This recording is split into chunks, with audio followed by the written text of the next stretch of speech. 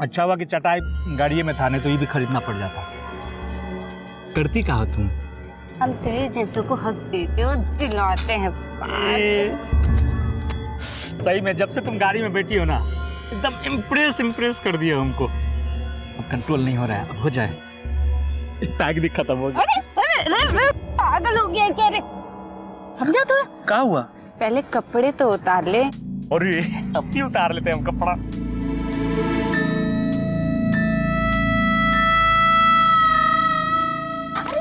तो अब क्या हुआ? मुझे भी तो कपड़े उतारने दे। और ये तो जल्दी उतारो ना। जल्दी उतारो, जल्दी उतारो। ए, अरे कपड़ा लेके कहाँ जा रही हो?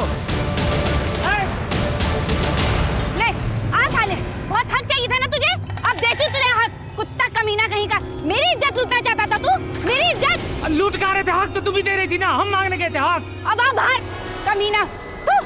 ले कमीना कुत्ता कहीं का साला। साला क्वार्टर पी के चली गई है।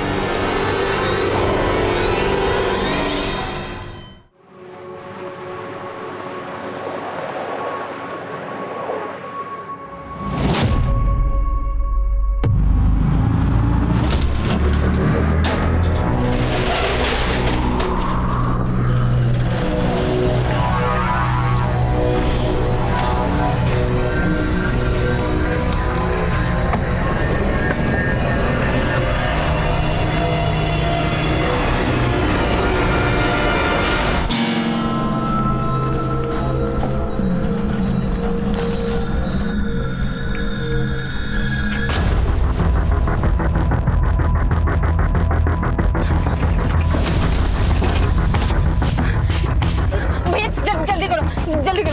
अरे कौन हो भाई? भैया जल्दी गाड़ी भगा, 3-4 लोग मेरे पीछे पड़े। अच्छा जी, फिर तो सही गाड़ी में बैठी हो। शताब्दी राजधानी सबको पीछे छोड़ देंगे, नहीं तो नाम बदल देंगे। जय बजरंगबली।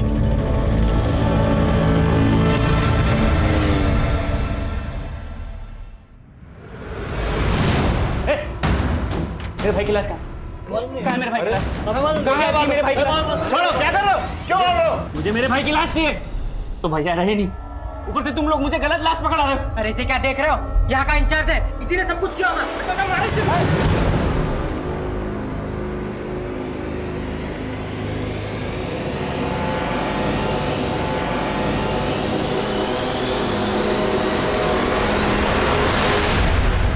सही में गुंडा लोग ने पगलेठी होगा। बताइए, इतनी सुंदर लड़की को मारना चाहता था। अरे जिस पे जान लुटाना चाहिए उसको मारना चाहता है। बताइए, धरती पे ऐसा पगलेट मिलेगा कहीं?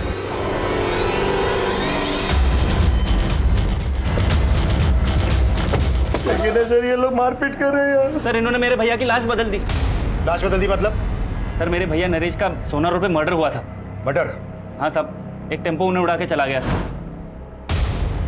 पहले बोले डेथ एक्सीडेंटल है, और अब जब हम अंतिम संस्कार के लिए बॉडी लेने आए तो ये लोग हमें गलत बॉडी दे रहे हैं। विवेक क्या कह रहा है तू? तेरे नरेश भैया जिंदा है। आप कौन? सर ये मेरी भाभी है, नरेश भैया की बीवी। पर ये तो बोल रही है कि नरेश जिंदा है और तुम बोल रहे हो सर कि... इनकी दिमागी हालत ठीक नहीं है। भाभी आप घर जाइए, मैं यहाँ सब निपटा के आता हूँ। एक मिनट, इधर। आपको जो भी कहना है कहिए। साहब हमारे साथ कोई मजाक कर रहा है। वो लाश नरेश जी की थी नहीं तो हम कैसे मान ले कि वो मर गए हैं? सर ये शिनाख्त के लिए नहीं गई थी। सोना पुलिस ने नरेश भैया की बॉडी मुझे दिखाई थी। भाभी ने उनकी बॉडी तब देखी जब हम उन्हें अंतिम संस्कार के लिए ले जाने आए। गलत बॉडी देख के भाभी को लग रहा है नरेश भैया जिंदा है। पर तू तो कह रहा है कि तेरे भैया का एक्सीडेंट नहीं हुआ था, मर्डर हुआ। किसी पर शक जताया था? हाँ, नरेश भैया ओवरसीयर थे। एक कॉन्ट्रैक्टर अपना प्रोजेक्ट पास करवाने के लिए उन्हें रिश्वत देने की कोशिश कर रहा था। उन्होंने उस कॉन्ट्रैक्टर के खिलाफ एक्शन लिया था, उसी ने मरवाया होगा नरेश भैया को। बस कर विवेक तू, मैं कह रही हूँ तेरे भैया जिंदा है। अभी आप बीच बीच में क्यों बोल रहे हैं? मैं बात कर रहा हूँ। तू बार बार अपनी भाभी को चुप क्यों करवा रहा है? कहीं ऐसा तो नहीं है कि ये सब तेरा ही झोल मोल है? सर अब आप भी सोना पुलिस की जैसी बातें कर रहे हैं। मैंने उन्हें कहा था नरेश भैया का एक्सीडेंट जानबूझकर करवाया गया है, लेकिन उन्होंने मेरी बात नहीं मानी। और अब इन्होंने जब बॉडी बदल दी है तो आप इनको बचा रहे हो। हम किसी को नहीं बचा रहे हैं, समझा? क्या चक्कर है? क्या बोल रहे हैं? लाश बदल दी? सर इन लोगों को गलतफहमी हुई है। 9 नंबर की लाश इनकी थी, इनको दे दी हमने। अरे नंबर से हमें क्या लेना देना? पीछे रह के बात कर। सर हमारे भैया को पहचानेंगे नहीं क्या? उनकी बॉडी अंदर है ही नहीं, इन्होंने कहीं गायब कर दी। तेरे नरेश भैया का फोटो है तेरे पास? सिंह, इसका नाम, नंबर और एड्रेस ले लो। जाइए जाइए, आप लोग आप भी जाइए। जाइए जाइए। करण, सोना पुलिस से जाके पता करो कि ये एक्सीडेंट का क्या चक्कर है। मैं तब तक यहां पर देखता हूं कि ये लाश वास्तव में बदली गई थी या फिर कहानी कुछ और है। अच्छा हुआ कि चटाई गाड़ी में था, नहीं तो ये भी खरीदना पड़ जाता। करती कहा तुम? हम तेरे जैसों को हक देते और दिलाते हैं। सही में जब से तुम गाड़ी में बैठी हो ना, एकदम इम्प्रेस कर दिया हमको। अब कंट्रोल नहीं हो रहा है, अब हो जाए। पैक भी खत्म हो गया। अरे पागल हो गया क्या रे? समझा थोड़ा। क्या हुआ? पहले कपड़े तो उतार ले। और अब भी उतार लेते हैं हम कपड़ा।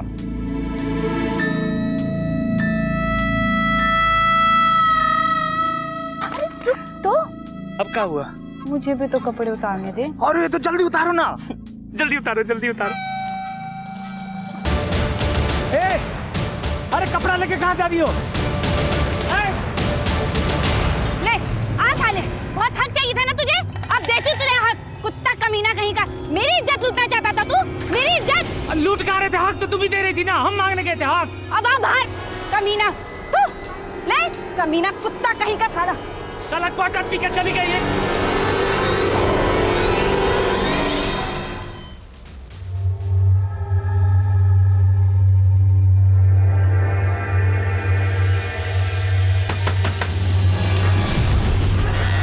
हाँ बोलिए। कौन है तू और मेरे घर में क्या कर रही है? ये मेरा घर है। ये मेरे पति का घर है। कहाँ है मेरा पति? चिंटू के पापा, चिंटू के पापा जरा बाहर निकलना। चिंटू के पापा, चिंटू के पापा जरा बाहर निकलना। अरे कौन चिंटू के पापा? इधर कोई चिंटू के पापा नहीं रहता है। वही चिंटू के पापा जो तुझे यहाँ पे मेरी सौत बना के लाए। क्या है वो? बाहर निकालो उसे। क्या बकवास कर रही है? मैं बकवास कर रही हूँ? लगा ना तुझे धक्का? हुआ क्या? वो तो आप बताएंगे।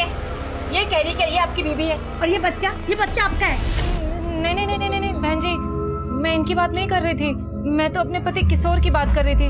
वो क्या है कि 6 महीने पहले मैं अपने पति के साथ यहाँ रहती थी।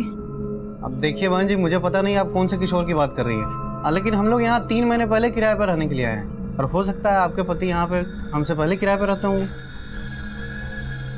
मुझसे गलती हो गई, मुझे माफ कर दीजिए। चल चिंटू। सर मैंने सोना पुलिस से बात की थी। सोना पुलिस को जो लाश सोना रोड पे मिली थी वो इसकी थी। और विवेक बोल रहा है कि उसने शिनाख्त की थी। सर सोना पुलिस ने वहां के लोगों से पूछताछ की तो सामने आया कि एक्सीडेंट नरेश का ही हुआ था और वो उन्हें एक्सीडेंट नहीं बल्कि सुसाइड लग रहा था। सुसाइड? हाँ सर, और वहां के कुछ लोगों ने भी विटनेस किया है कि नरेश ने खुद टेम्पो के आगे आकर अपनी जान दी थी।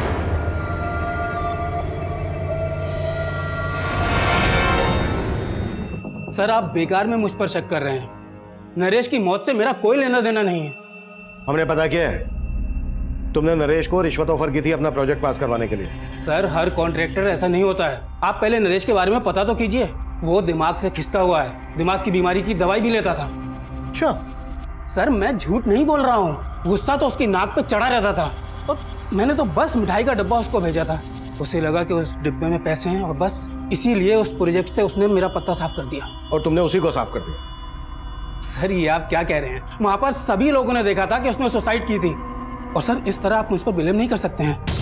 किसने क्या कहा, किस मकसद से कहा, ये हम इन्वेस्टिगेट कर रहे हैं और अगर कुछ भी मिला ना तेरे खिलाफ तो अगली मुलाकात रिमांड रूम में होगी और वहां पता चलेगा कि टॉर्चर क्या होता है।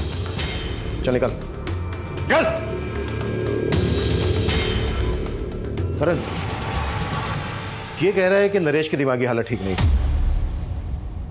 नरेश का भाई विवेक कह रहा है कि उसकी भाभी की दिमागी हालत ठीक नहीं है। दोनों को दिमागी प्रॉब्लम। नरेश का हमें स्टेटमेंट ऑफ माइंड समझना होगा। नरेश के भाई विवेक पर भरोसा नहीं कर सकते। एक काम करो, नरेश की बीवी को थाने बुलाओ। सर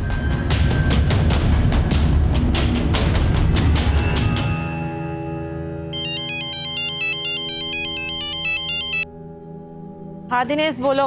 दी तुम अब तक गाँव नहीं आई वापस? नहीं दिनेश, जब तक किशोर जी का पता नहीं लग जाता हम गाँव नहीं आएंगे वापस। अरे दीदी कोई फायदा नहीं है वहाँ रुकने का, जीजा जी अब मिलने वाले नहीं है। क्यों? क्यों नहीं मिलने वाले? अरे दीदी उनने अपना पता बदल दिया और तुम्हें बताया तक नहीं। अब कैसे उन पर भरोसा कर सकती हो? मैं बोल रहा हूँ वो तुम्हें धोखा देके गायब हो गए। अब वहाँ भटकने का कोई फायदा नहीं है, चुपचाप गाँव वापस लौट आओ। देखो दिनेश, हम गाँव वापस नहीं आएंगे और वैसे भी जहाँ किशोर जी काम करते हैं उस फैक्ट्री का हमें पता चल गया। हम वहीं जा रहे हैं उनके पास। दीदी हेलो मम्मी मुझे मुझे भूख लग रही है।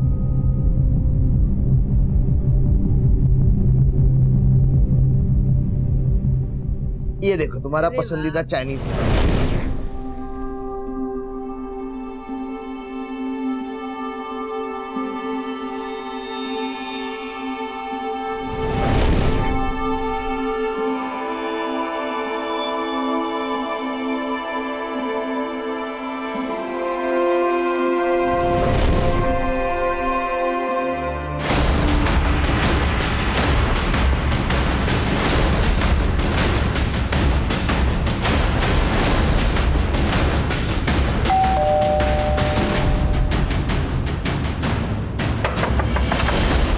दरवाजा खोलने में इतनी देर क्यों लगा दी? वो मैं कपड़े धो रहा था, लेकिन आप यहाँ? नरेश भाई की लाश मिली आपको? भाभी कहाँ है तुम्हारी? उन्हें थाने लेके चलना है, सर कुछ बात करना चाहते हैं। भाभी तो गांव चली गई। गांव चली गई? कब? आज सुबह। उनकी हालत बहुत बिगड़ती जा रही थी, इसीलिए उन्हें मायके भेज दिया। 2-4 दिन में आ जाएंगी। लेकिन आपने बताया नहीं, नरेश भैया की लाश मिली आपको? वो हम पता लगा रहे हैं, लेकिन जब भी तुम्हारी भाभी आ जाए उन्हें थाने लेके आ जाना।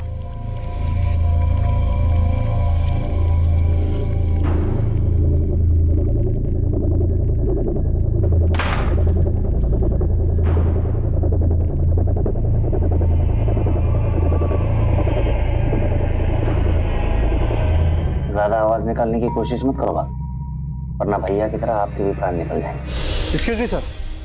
सर मैंने हॉस्पिटल के मॉर्ग का रिकॉर्ड स्टडी किया। सर उस रिकॉर्ड के मुताबिक वहां पर 9 लाशें थी, जिसमें से 1 लाश नरेश की फैमिली को सौंप दी गई।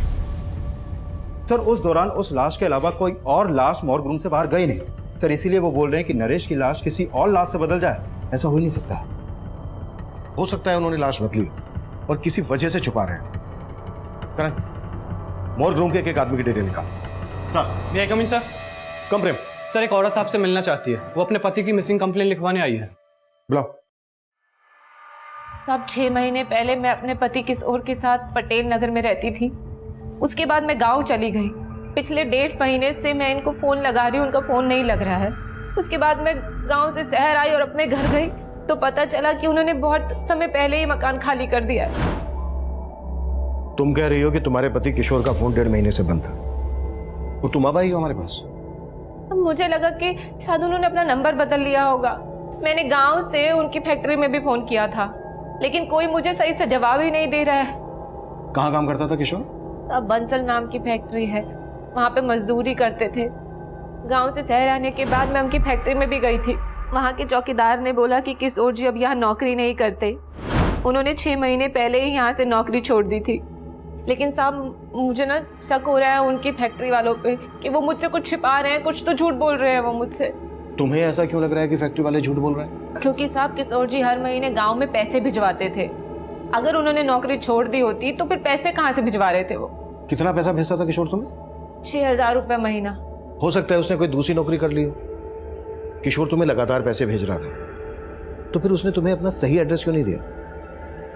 कहीं ऐसा तो नहीं है कि उसका किसी के साथ कोई चक्कर हो? नहीं नहीं साहब, किशोर जी ऐसे नहीं है, वो कोई गलत काम नहीं कर सकते हैं। तुम दोनों की शादी कब हुई थी?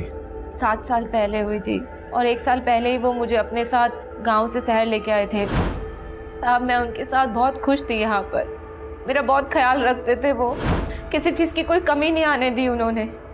कब से ढूंढ रही हूँ, मुझे मिल ही नहीं रहे हैं। आप उन्हें ढूंढ दीजिए ना साहब। हाँ ठीक है, तुम ऐसा करो, किशोर का हमें फ़ोन नंबर, जिस फैक्ट्री में वो काम करता था वहाँ का एड्रेस, जहाँ रहता था वो एड्रेस, ये सब हमें लिखवा दो। अपना नंबर भी लिखवा देना। ठीक है नंदी।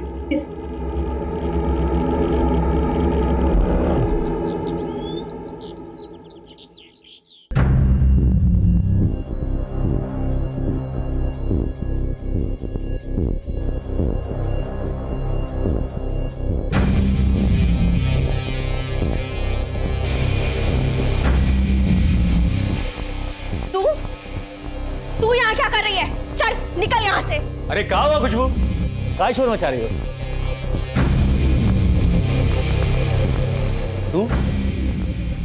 तू यहाँ क्या कर रही है? तुम क्या देख रहे हो? आरती उतारोगे क्या इसकी? निकालो बाहर इसे। छोड़ो। बुलाना था।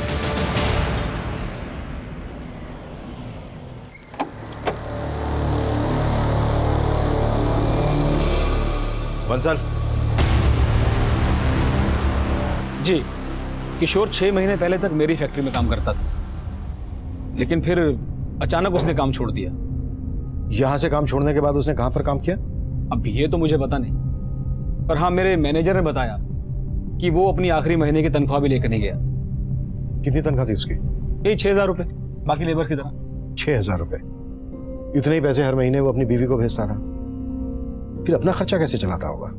तो वो बहुत जुगाड़ी आदमी था। जब वो पहले दिन मेरी फैक्ट्री में आया था ना काम करने के लिए, तो उसका पहनावा देखकर मैं मतलब हैरान हो गया था। Good morning sir. Good morning.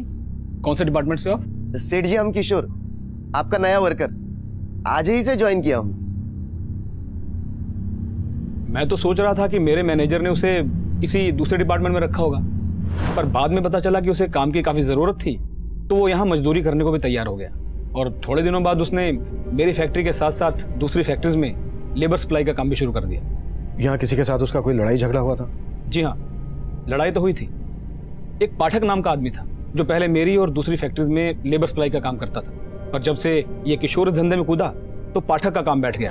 मैं अभी नहीं डरता तेरी धमकियों से, समझा ना? तेरी ये मजाल देख, मैं तेरे को बताता। अबे चाकू ऐसे नहीं, ऐसे खोलते हैं। अब चला के दिखाओ कैसे चलाना है, दिखाओगे चला के? किशोर, पाठक, क्या हो रहा है पर? हाँ? सर, मैंने तो किशोर को बोला भी था कि वो पुलिस में कंप्लेन कर दे, पर उसने कोई एक्शन ही नहीं लिया। तो आपको लगता है पाठक किशोर के साथ कुछ कर सकता है? अब सर, मैं तो इसके बारे में कुछ बता नहीं सकता, ये तो आप पता कीजिए। पर सर, किशोर का इस तरह से गायब होना मुझे कुछ ठीक नहीं लग रहा है। ठीक है सर, इस बंसल की बातें भी कुछ अटपटी सी लग रही हैं। कहीं हमसे कुछ छुपा तो नहीं रहा? पता करो इसके बारे में, और फैक्ट्री के दूसरे स्टाफ से भी बात करो, और बंसल जिसका नाम ले रहा है पाठक, उससे भी मिलो। सर,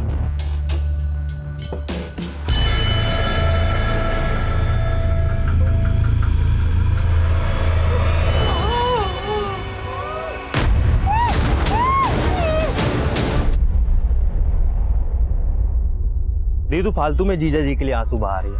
वहाँ गांव में तंगी में गुजारा कर रही थी और वो शहर में ऐश कर रहे थे। हम बोल रहे हैं धोखा दे रहे हैं वो तुम्हें, और तुम उन्हीं के लिए रोए जा रही हो। पुलिस स्टेशन से फोन है, लगता है किशोर जी के बारे में पता चल गया है।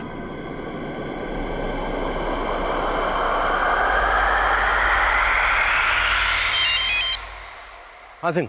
सर, मैंने पाठक के बारे में पता किया। वाकई किशोर से उसका 36 का आंकड़ा था। उठा लाओ। सर, वो काफी दिन से गायब है। सर, गुरुग्राम रेलवे स्टेशन के पास उसकी एक दुकान है, लेकिन दुकान भी काफी दिन से बंद पड़ी है। किशोर फिलहाल कहाँ रह रहा था, कुछ पता चला?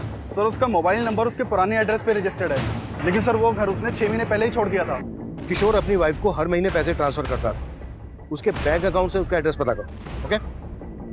जय हिंद सर। जय हिंद। सर, मैंने किशोर की बीवी से बात की। वो पाठक क्या पाठक के काम से जुड़े कोई भी बात नहीं जानती है। नरेश की बीवी आने वाली थी, कब आ रही है? हाँ सर, विवेक ने बोला तो था कि वो कल गांव से आने वाली है। और सर, इस मॉग इंचार्ज के बारे में भी कई बातें पता चली हैं। जैसे? उसके कॉल रिकॉर्ड में एक सस्पिशियस नंबर मिला है जो कई दिनों से बंद है। किसका नंबर है? सर, वो नंबर इस महेश नाम के लड़के का है। इसके घर में भी ताला लगा है। और सर, मैंने इस मॉग इंचार्ज के घर पे भी नजर रखवाई थी। सर, इसका लिविंग स्टैंडर्ड काफी हाई है। जितनी आमदनी नहीं है उससे ज्यादा तो खर्चे हैं इसके। मैंने भी नोटिस किया था, काफी महंगा स्मार्टफोन था उसके हाथ में, वॉच, चेन सब पहने थे। एक मॉर्ग इंचार्ज के पास इतना पैसा, कुछ तो है जो ठीक नहीं है। करण, उठा लो और तोड़ो। साहब, दरअसल मैं लाश बेचने का धंधा करता हूँ साहब। जो लावारिस लाश मेरे मॉर्ग में आती है, जिनकी शिनाख्त नहीं होती, सरकार हमें उनके क्रियाक्रम करने के 5,000 रुपये देती है। वो पैसे मैं जेब में रख लेता हूँ और लाश बेच देता हूँ साहब। किनको बेचता वो लाश? प्राइवेट मेडिकल कॉलेजेस को साहब। वो रिसर्च करने के लिए लाश खरीद लेते हैं। ये नरेश की लाश कहाँ है? वो गलती से मेडिकल कॉलेज चली गई, वहाँ दूसरी लाश जानी थी। कौन सी लाश? महेश नाम का एक लड़का है जो मुझे वो लाश सप्लाई करता है जिनका कोई रिकॉर्ड नहीं होता। कुछ दिनों पहले उसे एक लाश मिली थी जिसे मैंने 10,000 रुपये में खरीदा। महेश का मिलेगा अभी? सर, वो पता नहीं, जब से उसे इन सब का पता चला है तब से वो गायब हो गया सब। हॉस्पिटल चल के वो लाश हमें दिखा अभी। और हाँ, उस मेडिकल कॉलेज का नाम क्या है?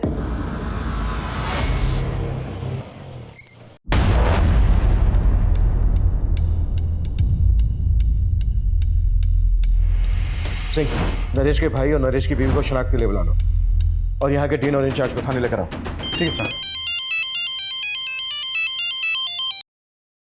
हाँ करण।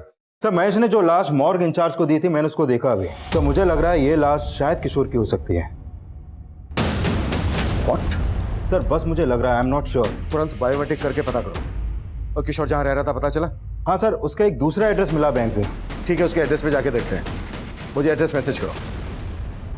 सर नरेश के भाई के नंबर पे कॉल किया, उसका नंबर नहीं लग रहा है। नरेश का भाई बोल रहा था कि उसकी भाभी गांव से आकर हमसे मिलने वाली थी, वो भी नहीं आई।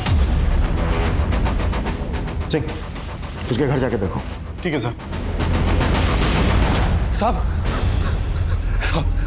क्या हुआ? साहब उस लड़की ने मेरा जीना हराम कर दिया। कौन लड़की? साहब उसने मेरे घर से गहने जेवर सब चुरा लिए और मुझे बांध के भाग गई। अरे वो तो ठीक है, लेकिन ये बताओ कौन है वो लड़की? वो इनकी बेटी है सर, और वो कोई नहीं, वो मैं हूं। ये रहे वो गहने जो मैंने अपने ही घर से चुराए। मैंने इनको यहाँ भागते हुए देखा तो मैं भी यहाँ आ गई, क्योंकि इससे पहले ये मेरे खिलाफ कुछ बोले तो मैं अपनी बात आपके सामने कोई बात नहीं साहब, चोर है तू, पकड़ लो साहब इसको। भागी नहीं जा रही हूँ मैं कहीं। सर पहले आप मेरी बात सुन लीजिए, अगर फिर भी लगे कि मैं गलत हूँ तो कर देना मुझे अंदर। ठीक है, बोलो। बेटी हूँ मैं इनकी, और इनकी जायदाद पर कानूनी मेरा भी अधिकार है, लेकिन इनके बेटे और इनकी बहू यानी मेरे भैया और भाभी मुझे मेरा हक देना ही नहीं चाहते। कहते बाप की संपत्ति में बेटी का कोई हक ही नहीं होता। और जब मैंने कहा कि मैं कोर्ट का दरवाजा खटखटाऊंगी तो मेरे इस बाप और जो घर में बैठा है भाई, इन दोनों ने मेरे साथ बहुत ज्यादती की।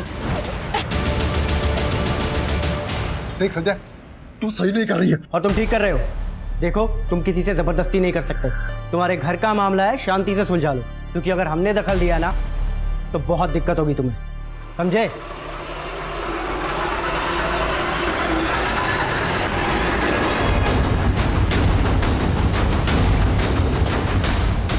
सर यही किशोर का घर है, लेकिन पड़ोसियों से पता चला है कि कई दिनों से यहाँ पे ताला लगा है।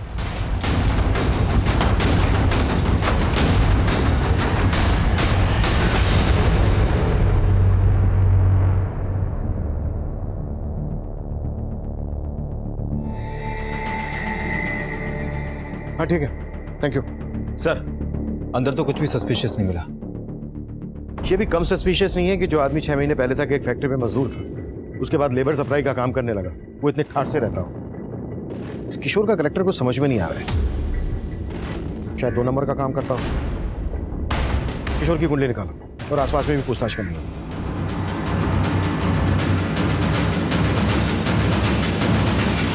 सर किशोर क्या करता था ये तो नहीं मालूम मुझे, लेकिन काफी धाकड़ आदमी था। लोग महंगी महंगी गाड़ियों से आते थे यहाँ। किशोर के साथ यहाँ कोई और भी रहता था? फिलहाल तो वो अकेला रहता है, लेकिन कुछ टाइम पहले उसकी बीबी भी यहीं रहती थी।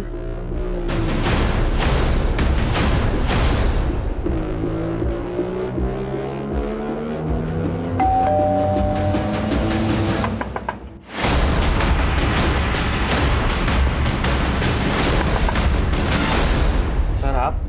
ये हमेशा दरवाजा देर से क्यों खोलता है तू? वो तेरा फोन क्यों नहीं लग रहा है? सर शायद मेरे फोन की बैटरी डाउन हो गई होगी, मैं तो सो रहा था सर। अच्छा, भाभी कहाँ है तेरी? सर गांव से आ गई क्या? सर वो भाभी तो हरिद्वार चली गई भैया के आत्मा शांति की पूजा के लिए। अच्छा, आत्मा शांति की पूजा। तेरी भाभी तो मान नहीं रही थी कि तेरे भैया मर चुके हैं, और अभी हरिद्वार पहुंच गई आत्मा शांति की पूजा कराने। सर चल देखने दे। बताइए ना। अरे तो पीछे हट। सर पूरा घर चेक करो। सर हुआ क्या? अरे तो देखने दे, हट पीछे। पीछे हट। सर कुछ नहीं है। हाँ चल चेक तो करने देना, चुप रह। साइड हो। सर कुछ नहीं है। साइड हो तो साइड हो, देखने देना। मैंने चल बोल। कुछ नहीं किया साहब। कुछ नहीं किया? मैंने कुछ नहीं किया साहब, मैंने कुछ नहीं किया। सिंह, उल्टा लटकाओ इसको। साहब रुको साहब, बता रहा हूँ, सच बता साहब। चल बोल। अब मैंने सच्ची अपने नरेश भैया को नहीं मारा, लेकिन हाँ उनकी मौत के बाद उनकी जायदाद का लालच हो गया था मुझे। लेकिन मौज वालों ने गलत बॉडी दे दी, मैं तो वो लाश लेके भी चला देता, लेकिन भाभी बोलने लगी वो लाश नरेश भैया की नहीं है। लेकिन तूने अपनी भाभी को किस मकसद से बंधक बना के रखा था? अब भाभी पहले से ही पागल थी, और उस दिन के तमाशे के बाद मेरा दिमाग खराब हो गया, खुद अकेले सारी संपत्ति का मालिक बन जाऊं। हो सकता है इसी मकसद के लिए तूने अपने भाई का एक्सीडेंट करवाया। नहीं साहब, इसमें मेरा कोई हाथ नहीं, मेरा यकीन कीजिए, मैंने अपने भैया को नहीं मारा। सर हमने उस लाश का बायोमेट्रिक किया था, वो लाश किशोर की है,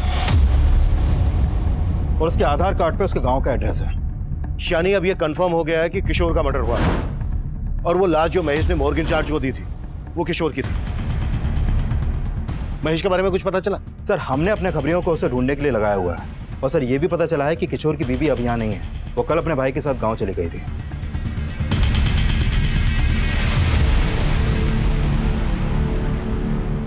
दीदी खैर जो हुआ सो हुआ, भूल जाओ। हमको तो बस एक ही बात का डर है, अगर पुलिस वालों को उन बातों का पता लगा ना तो सिर्फ हम पर नहीं आप पर भी शक करेंगे। इसीलिए हम मना किए थे मत जाओ पुलिस वालों के पास।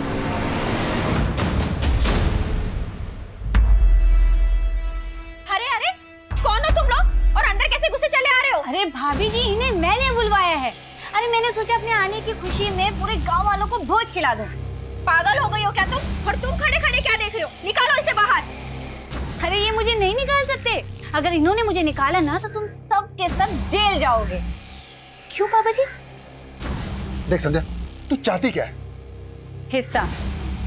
चल दे दिया तुझे हिस्सा, मैं तुम्हें लिख के देता हूँ। पापा जी अब मैं लिखे विखे पर भरोसा नहीं करूंगी। हाँ एक काम करते हैं, ये घर आप सब रख लो, लेकिन इस घर की आधी कीमत यानी कि 20 लाख रुपए कैश मुझे दे दो, कर लेते हैं समझौता।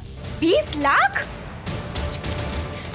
भाभी जी अगर 20 लाख नहीं दिए ना तो कोर्ट कचहरी पुलिस ये सब। पापा जी भाभी जी तो नहीं समझ रहे, लेकिन आप तो समझ रहे हैं ना।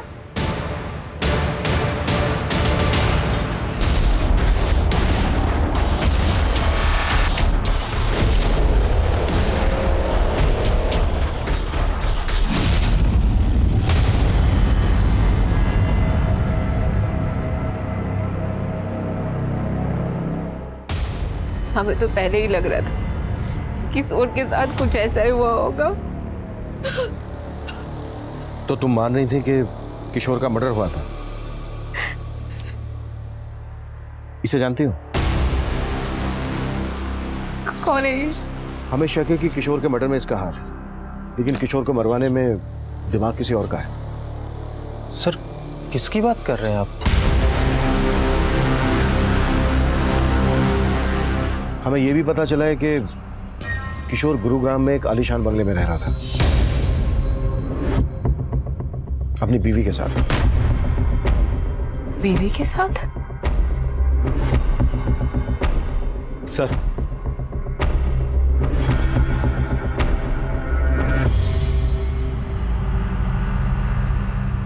सर एक किशोर के बचपन का दोस्त है, इसने बताया है कि ललिता से शादी करने से 6 महीने पहले ही किशोर की किसी और लड़की से भी शादी हुई थी। हाँ साहब, वो उसके भाई किशोर से काफी नफरत पाल के बैठा था, तब उनके बीच में काफी मारपीट भी हुई।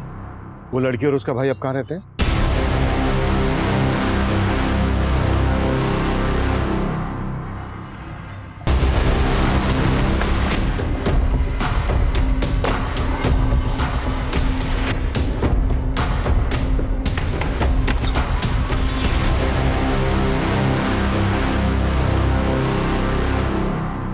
दिए थे हम धमकी किशोर को, लेकिन सर इस बात को सालों बीत चुके हैं, अब ये सब क्यों पूछ रहे हैं आप?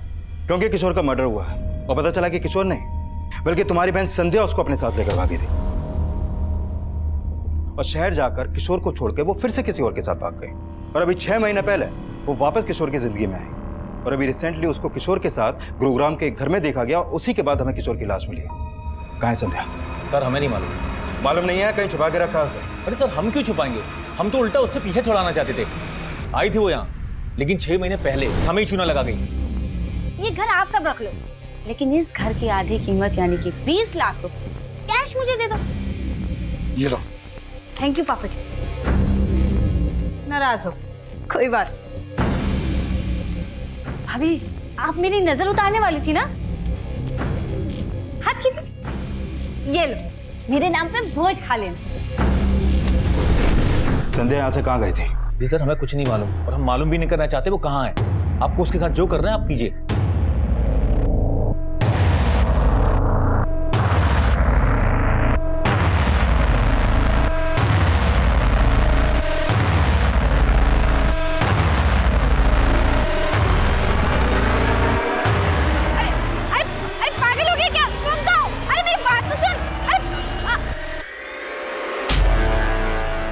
संध्या के भाई और फादर से उसका एक नंबर मिला था जो काफी दिनों से बंद है। हो सकता है उसने कोई नया नंबर ले लिया हो और अगर उसने कोई नया नंबर लिया है तो किसी ना किसी सर्विस प्रोवाइडर को उसने अपना आईडी दिया होगा। करण, टेलीकॉम कंपनी को संध्या का अपडेट भेजो, शायद उसका कोई दूसरा नंबर सामने आ जाए। Right sir.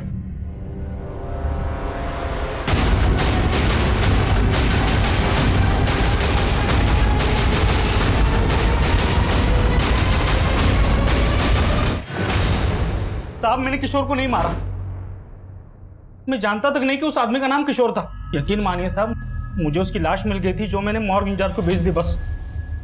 कहाँ मिली थी लाश? साहब करीब 20-25 दिन पहले एक टेम्पो वाले को लाश फेंकते हुए देखा था मैंने।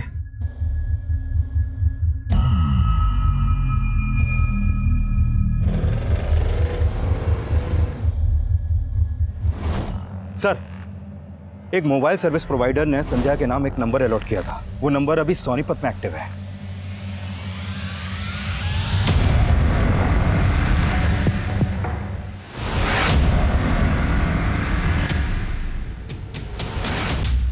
बच्चा देगी हमको। बोल ना, कितने बच्चे चाहिए तुझे? एक टेम्पू बाहर खड़ा है उसके लिए और एक दूसरा लोन पे लेने वाले हैं। बस दो, हम दो, हमारे दो।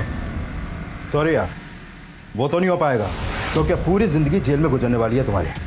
ये प्लान तो कैंसिल।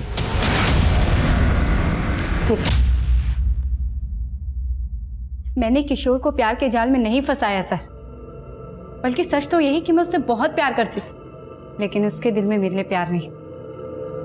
उसके लिए मैंने अपना घर छोड़ा, उससे भागकर शादी की, और उस कमीने ने मुझे कोठे पे बेच डाला। मुझे नहीं डाला, छोड़। पूरे 7 साल नरक की जिंदगी जी है मैंने सर। फिर 6 महीने पहले मैं किसी तरह वहां से भाग निकली।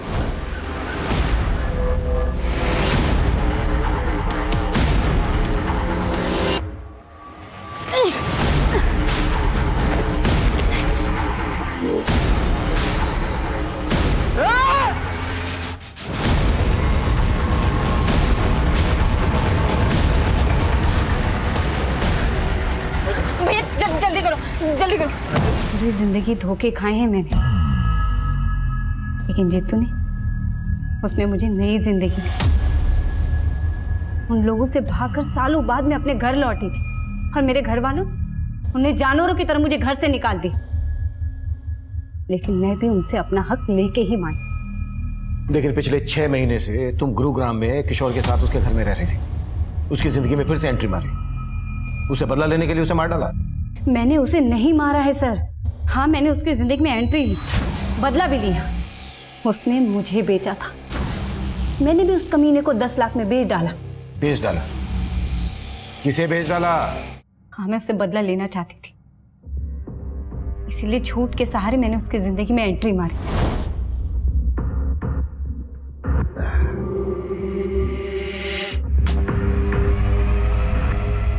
संध्या, भैया क्या कर रही है? तूने मेरी किस्मत बिगाड़ी थी ना, लेकिन मैं तेरी किस्मत संवार सकती हूँ। अच्छा? बोला उससे पति मत बन, दल्ला बन जा मेरा। और लालची इंसान तो गधे को भी बाप बना लेता है। फिर उसने तो मुझे झूठी मलिका बना ली। अपने बाबू लोगों को खुश करने के लिए मेरे साथ सुलाने लगा। लेकिन किशोर को किसे बेचा तुमने, ये बोलो। उसके बॉस बंसल को। कायल था वो मेरा, लेकिन अब सहा नहीं जा रहा, बहुत हो गया। इसलिए एक दिन, बंसल जी, मेरी माँ की बहुत तबीयत खराब है, मुझे 10 लाख की बहुत ज़रूरत है, प्लीज़ कर दीजिए ना। बड़ी आसानी से उसने 10 लाख रुपए मुझे दे दिए, और फिर मैंने अपना रंग बदल दिया। संध्या, कहाँ है तू? तू मेरा फोन क्यों नहीं उठा रही? संध्या, तुझे पता है ना तेरे बिना मेरा। आपको आपकी तन्हाई मुबारक हो बंसल साहब, अब मैं नहीं आऊंगी। मतलब तू मेरा 10 लाख रुपए लेके चंपत हो गई? अरे 10 के बदले किशोर भी तो दिया है, उसे रख लो। संध्या, संध्या मेरी बात सुन।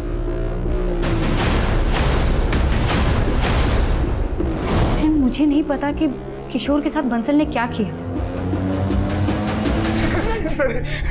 सर, उसकी बीवी मेरे 10 लाख रुपए लेके भाग गई थी सर, तो मैंने उसे अपना कुत्ता बना लिया था सर।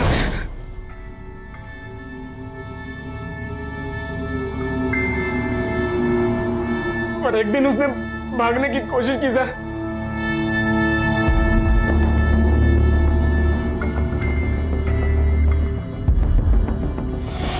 किशोर? किशोर! सर कुछ देर बाद मेरे आदमी ने आकर मुझे बताया कि किशोर मर गया है सर। नाम देखो बुला के ला जा। और उसके बाद मैंने अपने एक और आदमी की मदद से किशोर का चेहरा खराब करवाया और सर टेम्पो से उसे कहीं दूर डंप करवा दिया सर।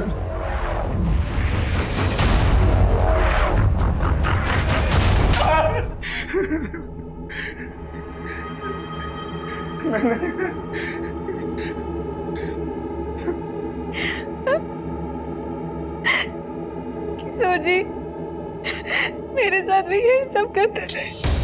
मुझे अपने दोस्त के साथ चलाते थे।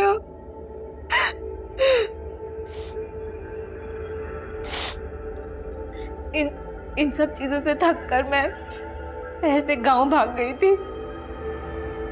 ये बात तुमने हमें पहले क्यों नहीं बताई? मैं आपको बताना चाहती थी, फिर मैंने सोचा कि एक बार मुझे किशोर जी का पता चल जाए कि वो गायब कहाँ है। किशोर के चरित्र से जुड़ी बातें जो हमारे सामने आई, उस लिहाज से वो कभी भी किसी की भी नफरत का शिकार बन सकता था। वो जो करता आ रहा था वो पूरी तरह से गैर कानूनी था, अनैतिक था। उसके द्वारा किए जा रहे अपराध हर मोड़ पर दस्तक दे रहे थे, लेकिन ललिता ने इन दस्तक को पूरी तरह से नजरअंदाज किया। वहीं दूसरी तरफ संध्या ने उसकी असलियत हमें बताने के बजाय खुद बदला लेने का फैसला किया और अंजाम यह हुआ कि वो इस केस की विक्टिम होने के बावजूद अपनी जिंदगी को अपराध के रंग में रंग बैठी। अब मैं सीनियर इंस्पेक्टर अभिमन्यु जिंदल आप लोगों से विदा लेता हूं। आपसे फिर मुलाकात होगी एक नए केस के साथ। देखते रहिए क्राइम पेट्रोल दस्तक। मकसद बताना नहीं, बचाना है।